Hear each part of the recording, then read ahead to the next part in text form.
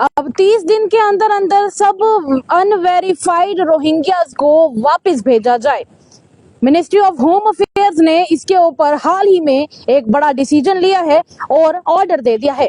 नमस्कार, आप लोगों का स्वागत है द अर्थ न्यूज में। मैं हूं साक्षी साहनी और बड़ी खबर आपके समक्ष इस वक्त लेकर उपस्थित हुए हैं, जो जम्मू कश्मीर ही नहीं बल्कि पूरे भारत की सिक्योरिटी से जुड़ा हुआ एक बहुत जरूरी मुद्दा था।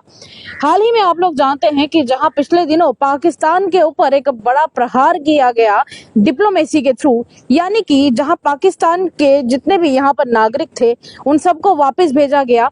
ऐसे में एक और बड़ा decision ministry of home affairs की तरफ से लिया गया है। आपको बता दें कि मिनिस्ट्री ऑफ होम अफेयर्स ने जम्मू कश्मीर के सहित और भी जितने राज्य और जितने भी यूनियन टेरिटरीज हैं उन सबको एक कड़ा निर्देश दिया है, कड़े डायरेक्शंस दिए हैं कि जितने भी बांग्लादेश और म्यांमार से आए हुए उन सभी अवैध प्रवासी, यानी कि जितने भी वो सब प्रवासी हैं, जितने भी लोग इन दोनों कंट्री से आए हुए हैं और उनकी कोई वेरिफिकेशन नहीं और अपने आप को वेरीफाइड बताते हैं, उन सब की पहचान की जाए।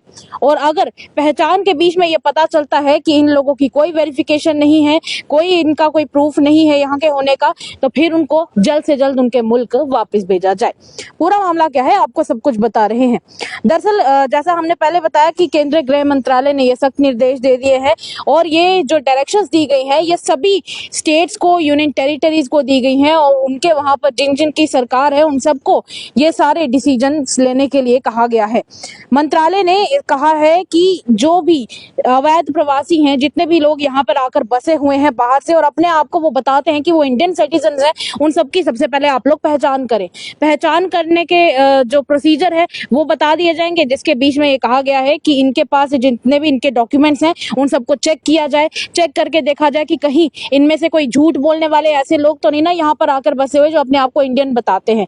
मंत्रालय ने यह भी कहा है कि इनकी पहचान की जाए और इसी के साथ इनके पास जितने भी डॉक्यूमेंट्स हैं उन सब की वेरिफिकेशन की जाए। और उसके लिए डिपार्टमेंट ने माफ कीजिएगा, मिनिस्ट्री ने साफ तौर पे 30 दिनों का समय दिया है। जी हाँ, 1 महीने का समय दिया गया है सिर्फ।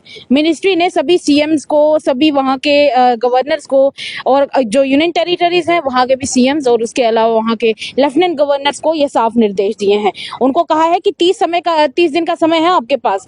इस समय की जो सीमा दी गई है इसके अंदर अंदर आपको पता लगाना है कि आपके राज्य में, आपकी यूनियन टेरिटरीज में कितने ऐसे लोग हैं जो खुद को भारतीय बता रहे हैं पर लेकिन वो बाहर से आए हुए हैं।